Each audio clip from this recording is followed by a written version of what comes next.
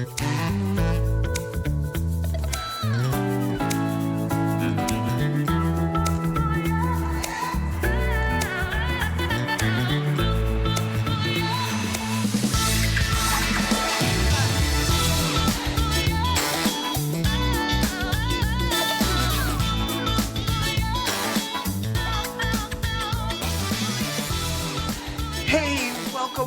welcome, and thank you so very much for joining me on another episode of Talking Cloud. Now, this is where we talk about cloud, all things, anything cloud. And if you really think about the world of computing, what doesn't touch the cloud?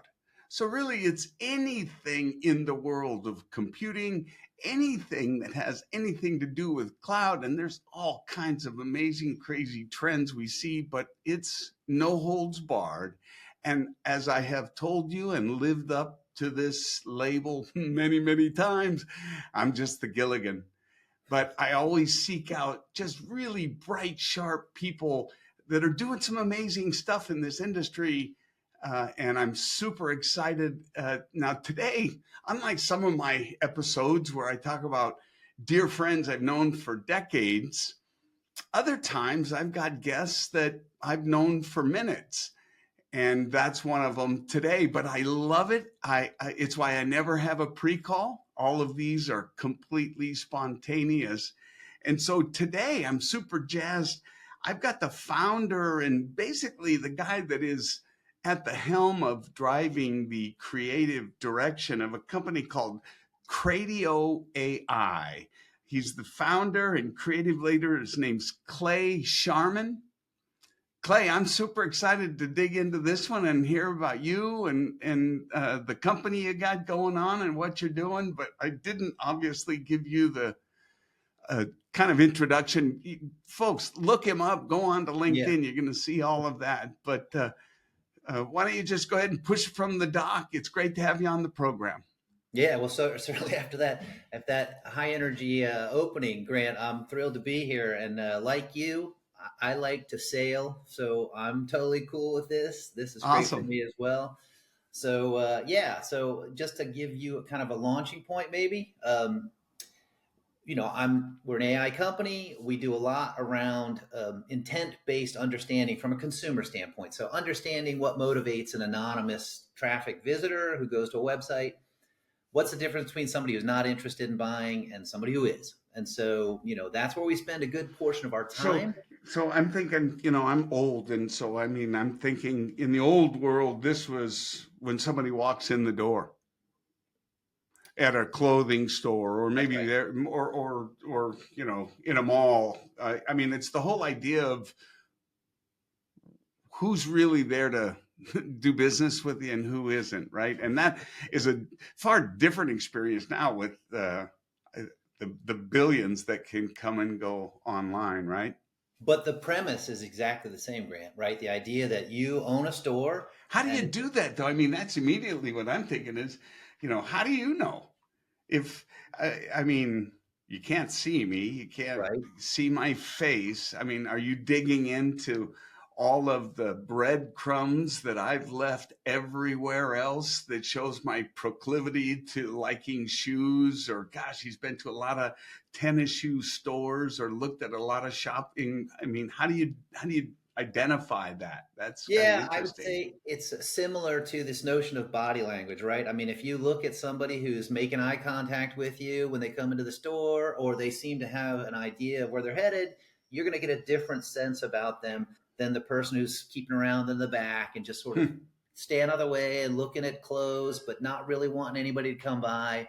And right. so we had to try to, kind of generate that same type of uh, visual, but with data breadcrumbs. So we won't track to see where Grant came from, how many tennis shoe stores he went to first, but we will look and see what brought you to this particular tennis shoe store. And then we do want to get a sense of, is Grant the kind of person who's making eye contact and clicking around at content and looking at stuff? Or is Grant the kind of guy who's coming in and just spending a second on a page and clicking through and sending a spec, it The tells us. level of engagement that I have within that particular site. it allows us as a baseline to at least start the information highway running on Grant versus Clay versus anybody else, right? Is Yeah. you and I might be very different shoppers, even if demographically we fit into a similar bucket of Yep. demographics. Yep. And so it's very important to understand behavior. And since we've only got data points to look at, we have to turn data into behavioral kind of Mm. inference. And that's Yeah. so, but it's really about we're trying to find out who's making eye contact digitally. Dude, for me, because I'm a Gilligan, like I mentioned, back up a little and give me um, what's the problem, right? Sure. What's the problem? Where's the, I just, I'll tell you something I've always called software is one of three things. It's vitamin, aspirin, or crack, right? Okay.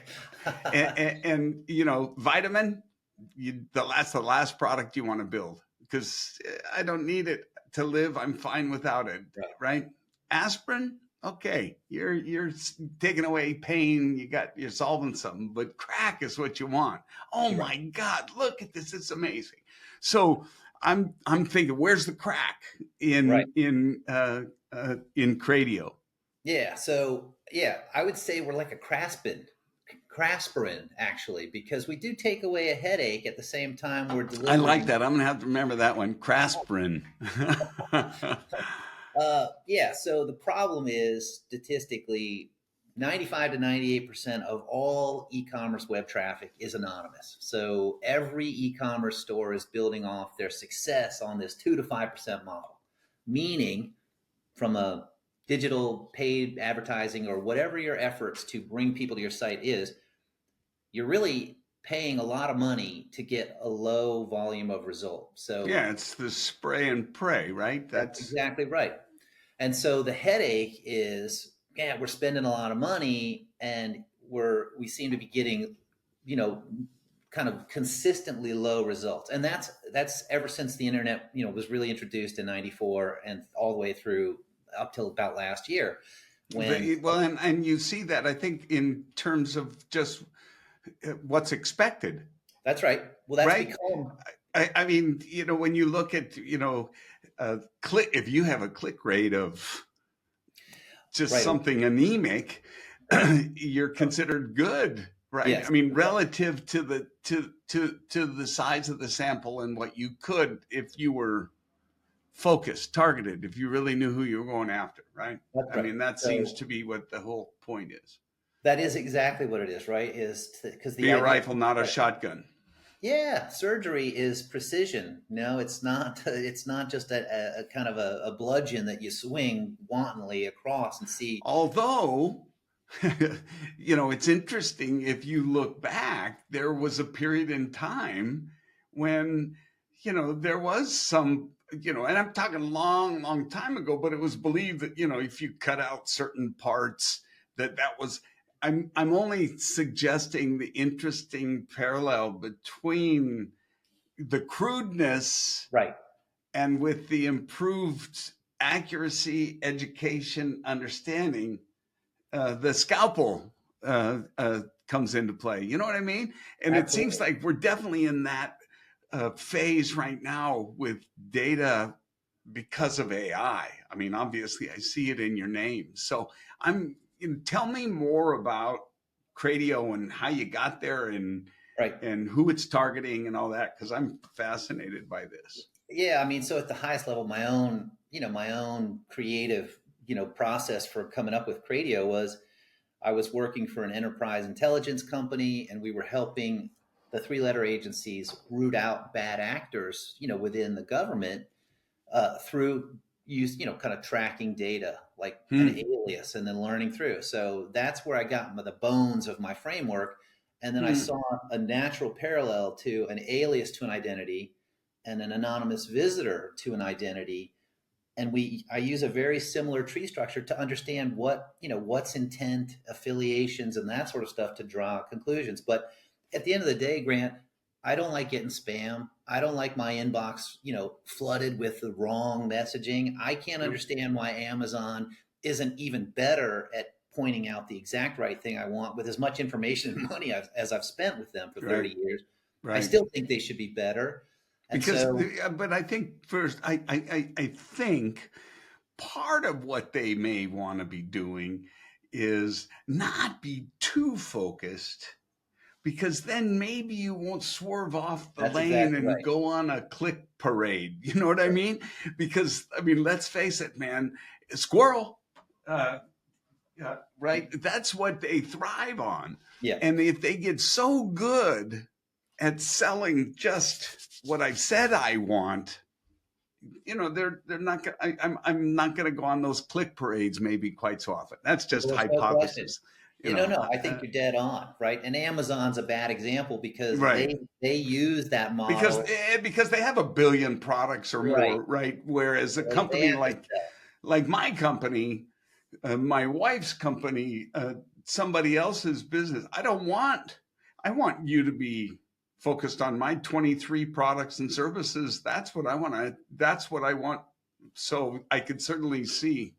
Yeah. I'm talking over you. I'm sorry, No, but no, I'm it's just okay. trying to get a, you So the know, yeah, if you think about it, so the aspirin aspect of it is you have this headache, which is you don't really understand why you've got this great traffic coming to your site, but you're only maximizing this tiny little percent. So the headache is I'm spending a lot and still getting very little. right, The crack is what if we could suddenly understand who in that anonymous traffic was also another perfect prospect who just right, went to the bathroom at the wrong time or answered the door or their power cut off or something that you couldn't have seen happen, but now we have a way of saying, well, here's a great opportunity for you to invite them back, learn a little bit hmm, more, bring hmm, them back into the fold, have a second bite at that apple.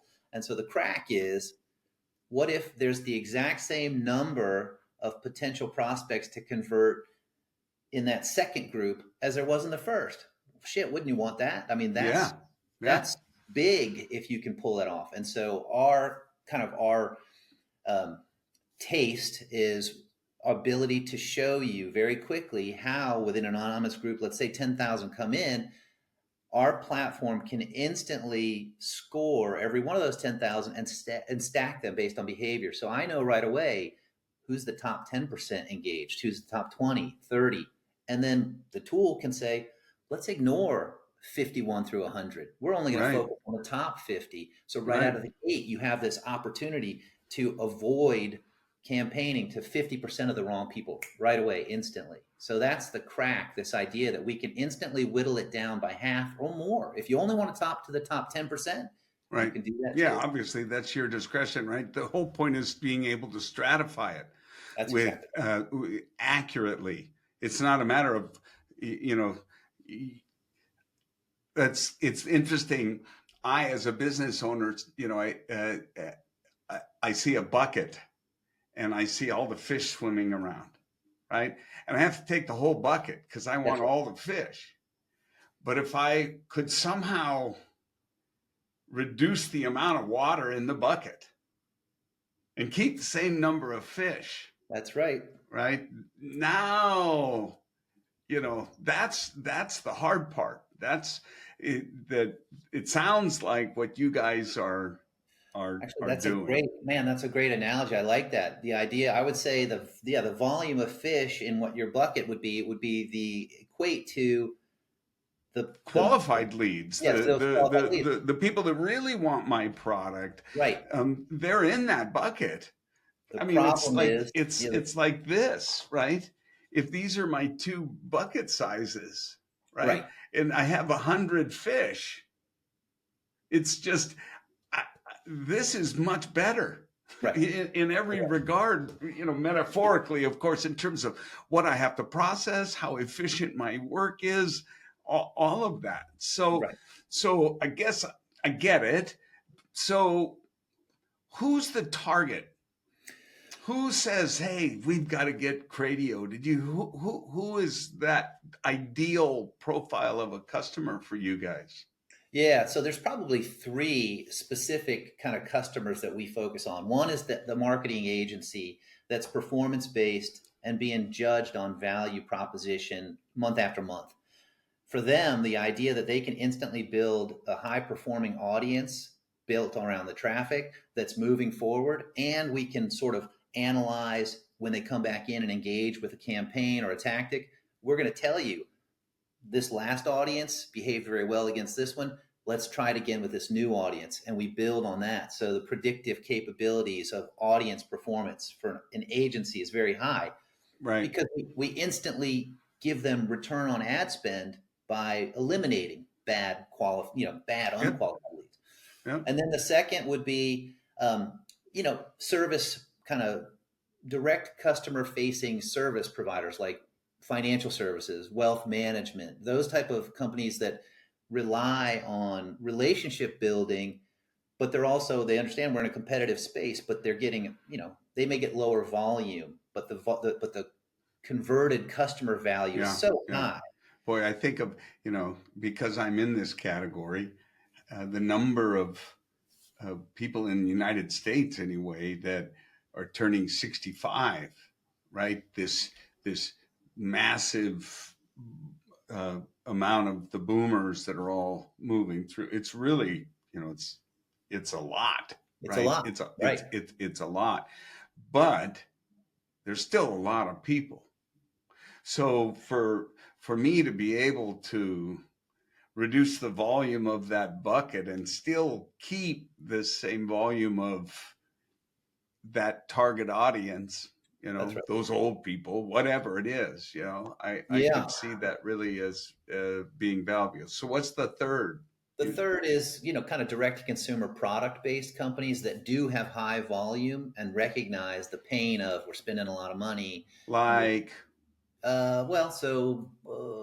retail jewelry, clothing, uh, there's got shoes. to be a threshold, right? Something, I could see where uh, the higher the dollar, the higher the ticket value of the transaction is, that serves in your favor Yeah, if you can demonstrably show, hey, I moved the needle from 2% to 8% or 2 to 4 even, right? I mean, that would be huge. And I think of a car, selling a car. that's a great example. Automotive is an area of focus for the same reason as financial services. One converted customer car buyer covers the cost of our tool for the Yeah, yeah, year. Plus, exactly. It's that proverbial, it's the same reason every salesperson I know is going to use that as a reason to go to a show or a conference, right. right? Because the transaction's 50K and you're just standing on the sidelines, just, casting out, hoping that lunker comes to your booth, right? Because it only takes one. But this, And this, when you're thinking about it, right, Grant, you're actually fishing from your own pond in your backyard, right? You yeah, didn't have to yeah, go to a pond that never heard of you. You just yeah, went right back into your backyard, threw the rod yep, in, and yep. then it's a question of is the sinker the right sinker? Do we have the right Right. bait?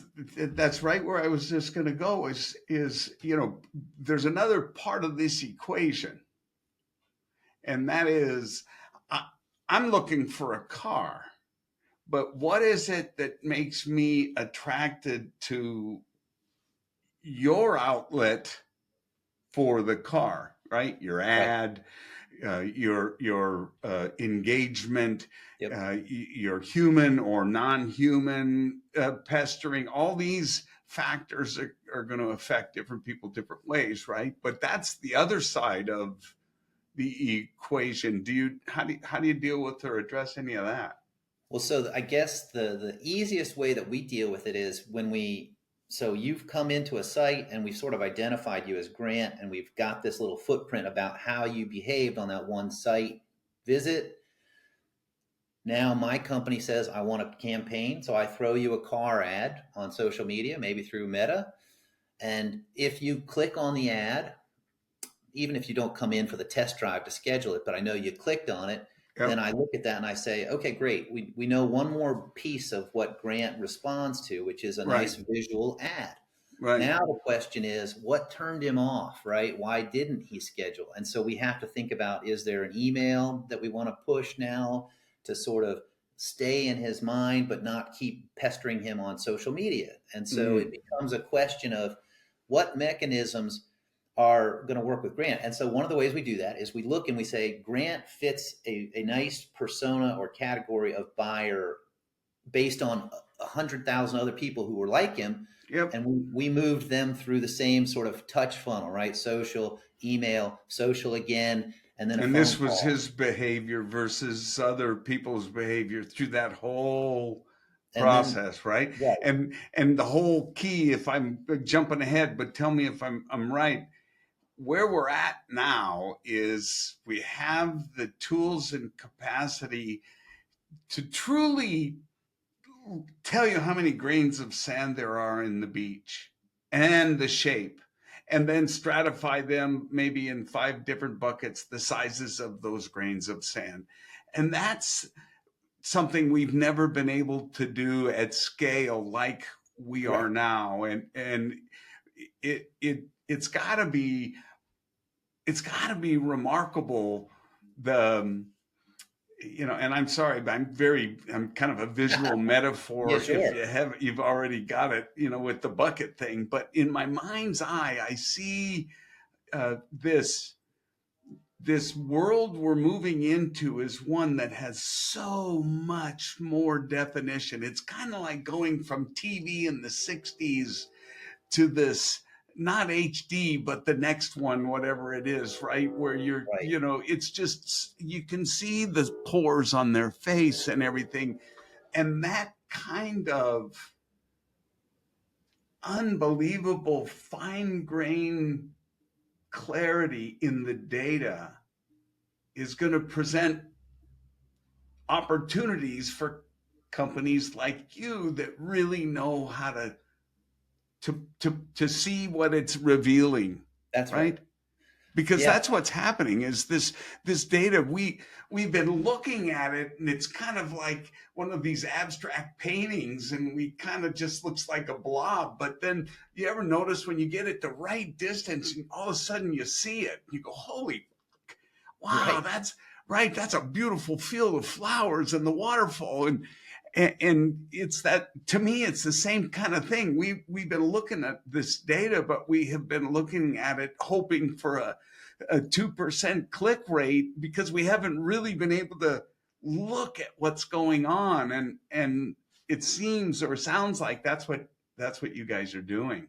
Well, if you think just in general, the speed with which AI sort of got introduced to the popular culture, say, let's call it 2022, when OpenAI really sort of caught fire and everybody sort of got excited. Yeah. Well, in 2024, the term generative AI really became a thing, right? Where this notion that Google, what's Google? Now we've got Perplexity or ChatGPT. And so Google became an afterthought because it's going to show you the 100,000 records on a Yeah. query. Perplexity or ChatGPT is going to distill it down to the top 10 or four right there for you. And that was generative AI. And then so you're just getting comfortable with that conversation around generative AI when suddenly agentic AI Yeah. looms and it just storms in and says, Yeah. hey, it's not enough to answer a question. We're ready to take action on your behalf. And it's Yeah. like, whoa, that's coming at you fast. Yeah.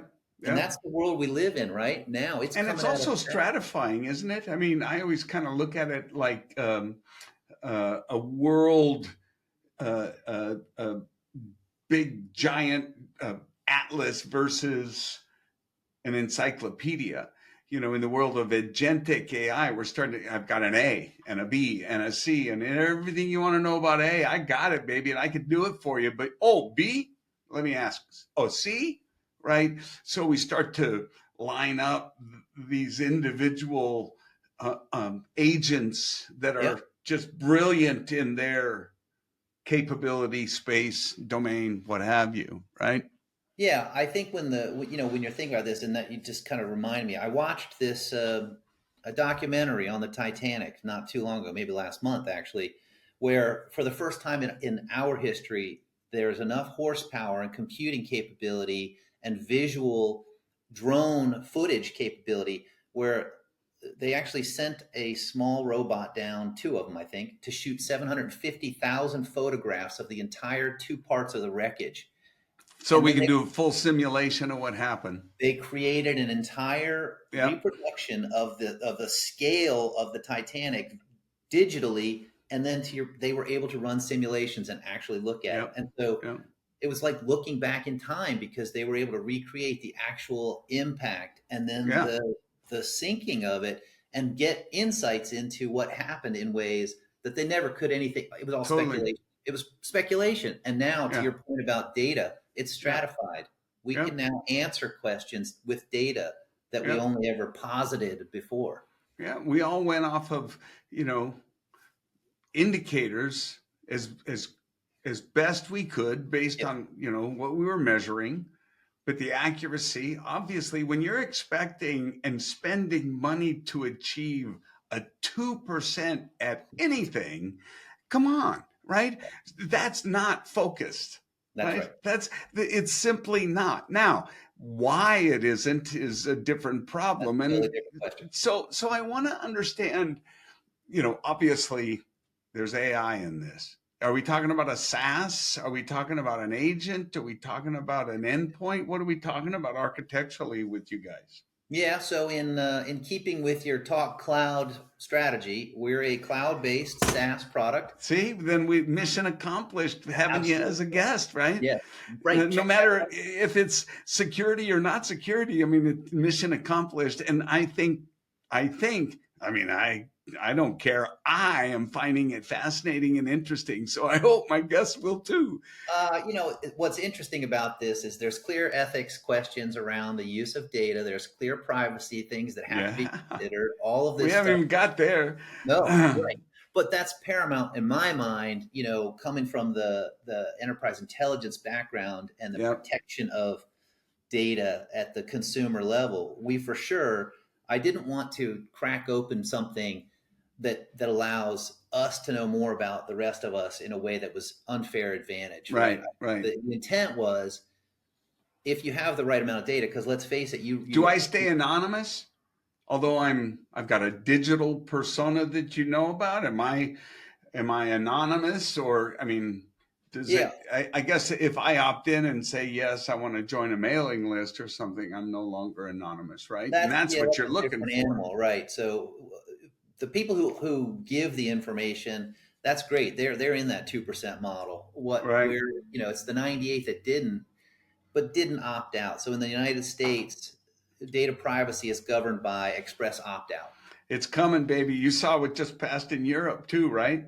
Oh yeah, Gone are the days of hiding the cancel or the terminate my subscription. Gone are the days of hiding it in a text that matches the background so you can't find it. That totally. And stuff's I'm out the completely door. yeah. And And I I'm am too.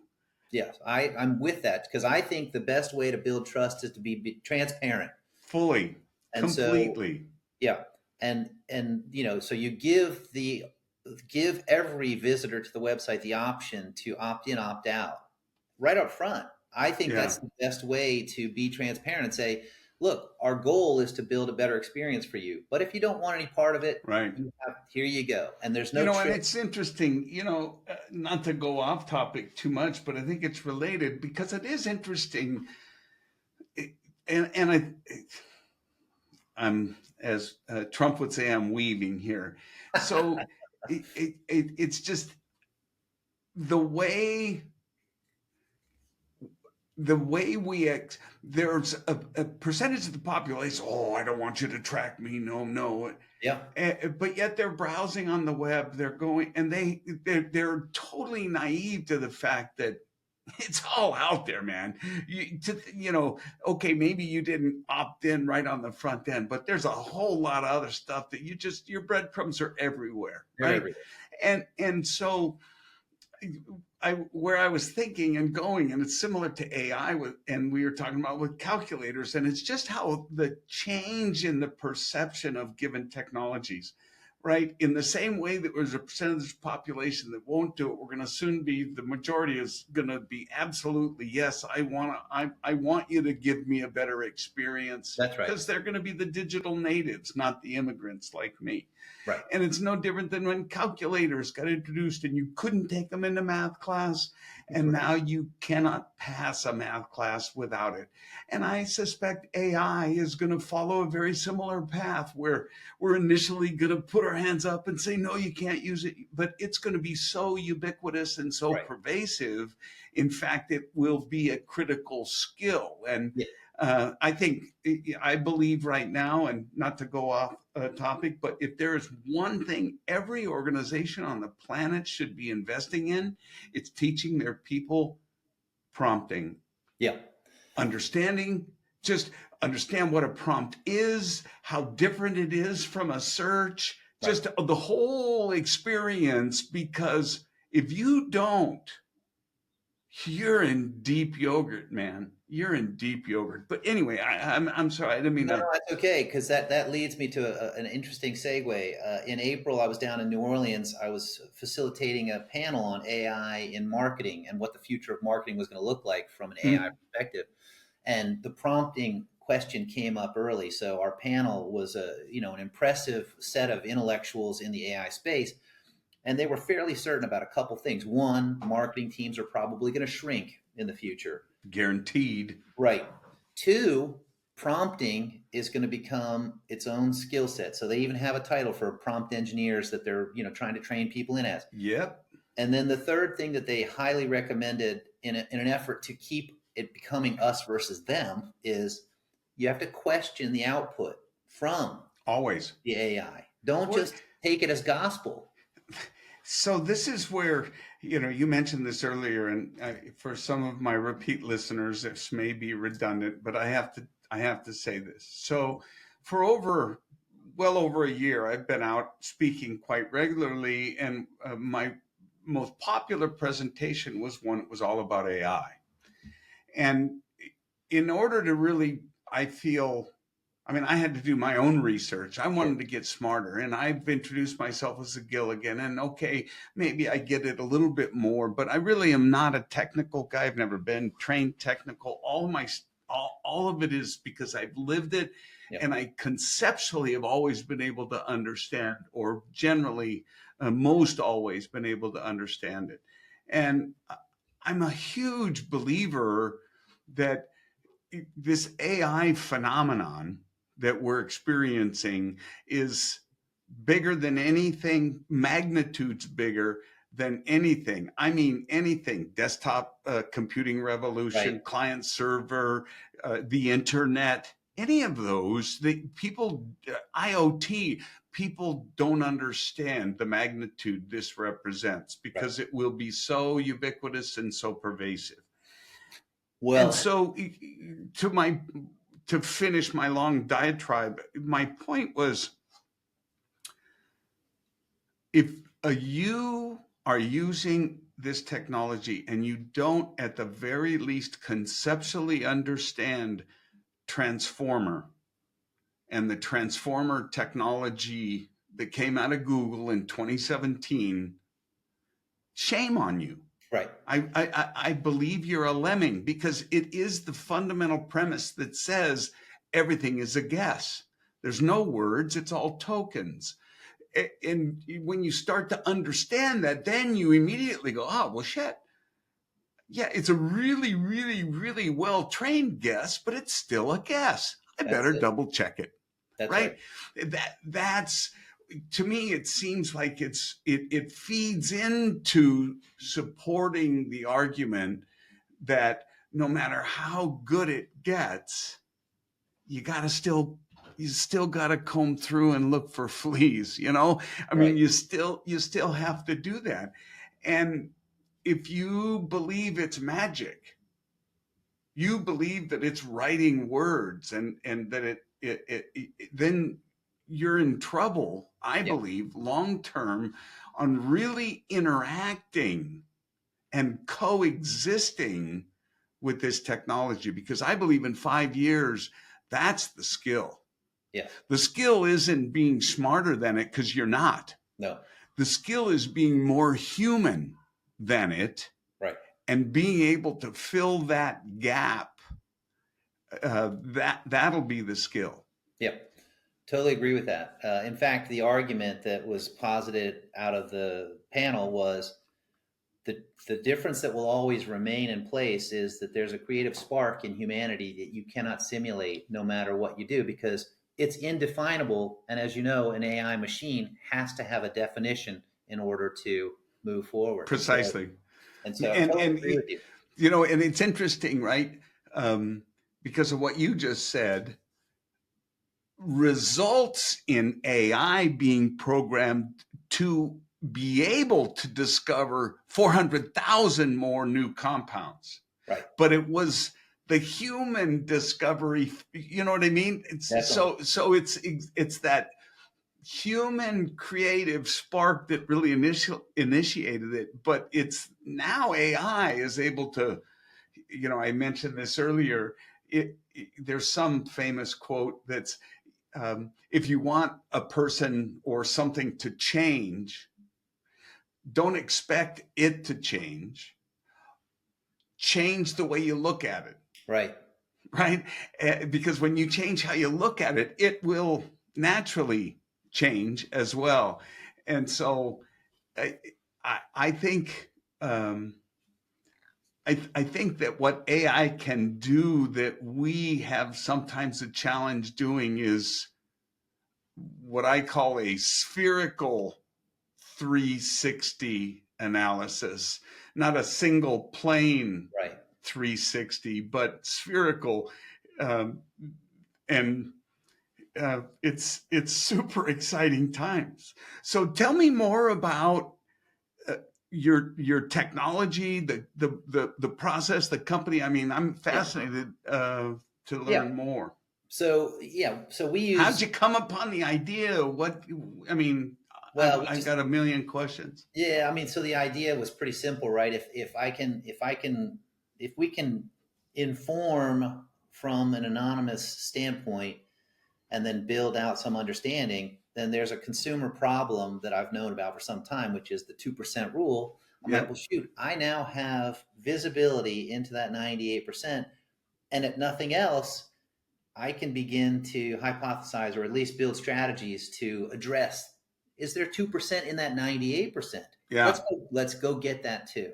Yeah. And And so, if I can cut to the quick, I'm just curious, what kind of impact can I expect? Let's say, I'm running at the traditional industry norms. If I am using your technology and your solution, I mean, am I going to get a 5% increase, 50% increase?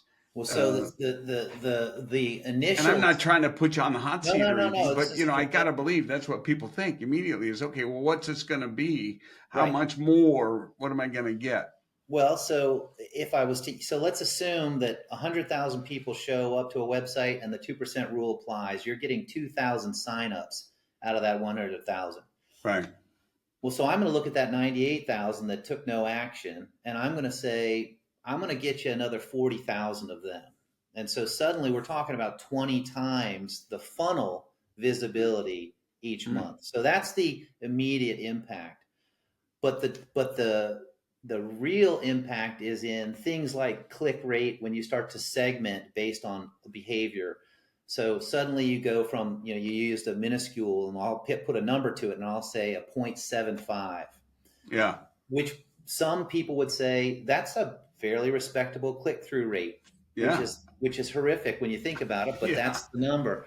And Yeah. so what we're seeing is 4.9%. So it's almost a 7x return Wow. on click through rate because of segmenting, or open rates that go up by 3 times. So if you were at 17%, suddenly you're, well, let's call it 2.5 to 42 would Yeah. be sort of That's pretty huge normal. though, man. That's It's huge. massive. So That you've that's got that this is pool, and then huge. the Now, ability to, does this, so many of the tools today, uh, they start off impressive, but they get fucking amazing.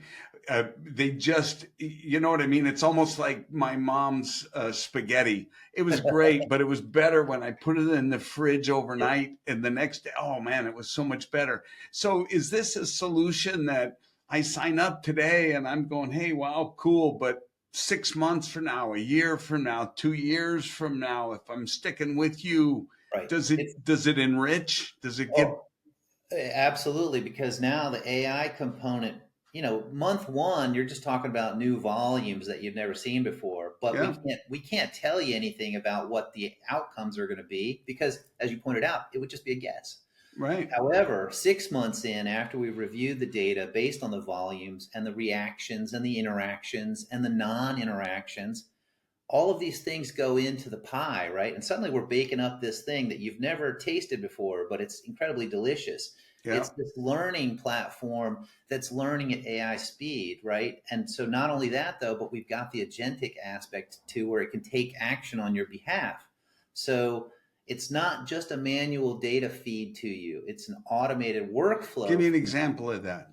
So, for example, today, where we can go right out of the gate is I can set a workflow automation that says, I every week I want Meta to send um, a campaign to the top 20% of engaged people for the last week, and then we're going to refine the answers. And then the answer is now we're going to take into consideration whatever the sales tactic or channel they responded to, and we're going to add that into the feed. And you adjust the automation and say, well, now I only want to send to the percent that responds to social media display ads on that first run through. And Hmm. so you have this reframing and Hmm. updating because the system's looking for insights like, hey, this is a persona that's likely to opt out. This is a persona that's likely to go forward. Let's auto exclude the opt Yeah. out Yeah. before we even have to think about it. In my mind's eye, um, you know, I see a screen that's got boxes this size, and then the next, it's got boxes this size, and That's then the right. next, it's got holes that are only this size, and then the next, it's really small. And then down on the pan, underneath that last one is the gold, That's right. right? Well, That's so that's the way we're thinking about it. So you get that volume at the beginning. And so, But that month. takes time before it gets there, right? Yeah, that's the whole goal, right? We simmer down the top funnel, we simmer it down to that little nugget of gold that you're talking about. And so Yeah. the goal is after a year, all we're doing is getting straight to the gold. And how much do you influence, or, I'm thinking to myself, okay, uh, for example, I've got a product and I'm have a dispute amongst my product managers. It's a brand new product. One of them wants to go to the market for $1.99. The other says, no, it should be $29.99. We shouldn't be so cheap. Right. Does your solution help facilitate or enable any kind of analysis there? You Yeah, know what I mean? absolutely. Yeah. Yeah. So, the intent is for it to become an optimizing agent. Absolutely across. Now, what it won't do right now is it can't scan your web content and say this page is terrible, this page is great. And it Right. won't assess your product prices against competitors. But what it could do, to your point, is it could I'm assess. looking at response, and like, Right. Same it's here. sort of like when I put a flower in the windowsill, it always grows towards the sunlight, right? Right. And I always explain to my kids, it's actually not the side that's hitting the sun, it's the side that's not hitting the sun that's growing. That's why it points to it. But nonetheless, you know, uh, So, I'm yeah. just thinking metaphorically. Right. I mean, think of it this way, Grant. I think the easiest way would be because it's not just machine learning, which lives and dies on high volume data anyway. Right. It's machine learning with AI over top and embedded. And so any question, you can train the AI to look for any pattern recognition whatsoever across it. It's one of the great things, right? You and I don't have to be intuitive and always go with our gut in this new AI world. We can inform our gut with actual data supported evidence Yep. now. Yep. Yep. And so in this case, the 199 and 2099, yes, the results would become apparent. They would begin to Right. present themselves in the data, and the Right. AI would be able to simply say there is a pattern where more people, if you continue to charge 29.99, you're going to wind up getting this exponential growth, because even though it may be fewer people buying it, the volume is such that you're getting a net gain. Why Yeah, keep it's kind of selling? like it's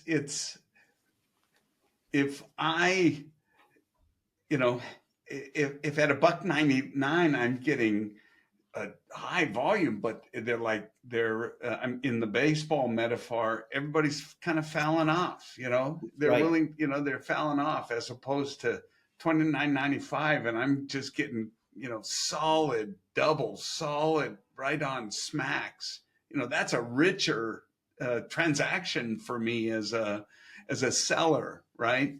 right. Certainly has much longer legs long term. Well, and just to use your math to kind of carry it forward, if you got 1,000 sales at that buck 99, it's $2,000. If you get 100 sales at the 29.99, it's $3,000. Exactly. And so Exactly. you're getting Yeah. So this what's the 10x, objective, right? right? So you have a 10x reduction in conversions, but a 50% increase in the revenue. Yeah. And so AI's whole job is to kind of call that out more quickly and say, Grant, stop selling You at this know, point. and then one guy's gonna say, yeah, but at a buck 99, the whole world will buy it. And your data's gonna say, no, it won't at any price. Right, that you're going to Right? run out. Yeah, in order to get those 1,000, you're going to have to keep getting a larger pool of people to find that Bigger and 1,000. bigger bucket. That's right. That's right. Yeah. Whereas we would rather keep looking for those 100, and we're going to have a 10 times longer Yeah. lifespan of bucket to Yeah. work from to find the 100. Yeah. And Very so it cool. does, yeah, simply doesn't make sense. The whole goal, right, is to stop wasting time and money in the wrong Totally. arena. And Yep. AI makes it possible to redirect, like the ocean, right? If you Yep. know all the fish are in one tiny part of the ocean, you don't have to troll all the way out to Totally. it. You just go Totally. to the ocean part. Yeah, where before it was a fisherman's guess. I That's mean, exactly right. there's so many examples. I think of Moneyball, right? Oh, great movie. I mean, a great movie and just a great teacher Yeah. that, data reigns, man. Data prevails. I You mean, can argue and dispute with data. Now, sometimes there's guttural instincts, yeah, but if you look at the great, I mean, Moneyball, Brad Stevens at the Celtics, analytics are sort of driving almost every decision, or they're certainly supporting yep. the direction of every decision. And what's different is now we have an assistant that is the world's greatest mathematician, analyst, research, and slice and dicer in the world, Well, to your and it's extraordinary, Well, to right? your point, right? Prompt engineering, the idea you could never say to Google, "You're play the role of a mathematician," but with ChatGPT, you can Yes, assign the role yes, and then it takes on that assumptive role yeah. and says, "Okay, from that perspective, I'm going to look at this." It's interesting, I really, one of the things I was explaining to my wife is, and she owns clothing boutiques, smart lady, but she's not in my industry. And I was explaining to her, we all have an assistant that that knows everything the internet knows, but they're dumb as a rock without the right prompt. That's right. And you have to just imagine a person knowing all of that and then understand, if you have a very superficial question to someone with that vast amount of knowledge, they're not going to go deep. Right. They're not going to go deep. But if you're very, very specific, you say who you are, what your goal is, where it is you want, what that you should be looking at, where now you're helping guide me through that wealth of information so I can give you even a richer, better answer. Well, and that's a perfect circular kind of path back to, you asked the question about where the AI is. And so all of the back end AI that we've talked about is there, but we're also taking it and putting the front end piece in there too. So we have a co-pilot that you can interact with the same as you would ChatGPT. You could even ask the question, what questions should I be asking you to get the most bang for my own buck? Mm. And So you're saying your solution has a co-pilot that I can interrogate to help me refine my campaigns, for example. yeah, and give you ideas on what audiences you should be looking at out of the gate, what makes the most sense. So again, you're getting kind of this assistant that you're talking about Yeah, is actually in some ways, also your mentor, because yeah, you can bang ideas off of one another and yeah, just yeah, ask, a very natural question. And the smarter, he becomes smarter the more he interacts with you and looks at yep, results and all of that stuff. The things that you'd want to apply to the person that you're training, you get yep. that benefit with the AI as well. So Yeah, it's yeah, fascinating, man. It's such an exciting time we're in, Clay. I can't tell you. And I love what you guys are doing. So, the website, Krateo.ai. Krateo.ai. Beautiful. Try to make it as simple as I could. You can't misspell us, or at least If you if you follow know the name. phonics, if you follow phonics, you can't misspell it. That's for damn sure. So, phonics are us. That's That's right. so Crateo.ai. And man, I'm definitely gonna dig into you guys. Awesome. I'm thinking maybe, um, yeah. Well, we'll talk more. But Awesome. that's really fascinating stuff. I'm really glad that your PR folks reached out to us and we Awesome. were able to connect. So thank you very I had much a for taking blast. time This with was us, great. man. It was really Thanks so great. much.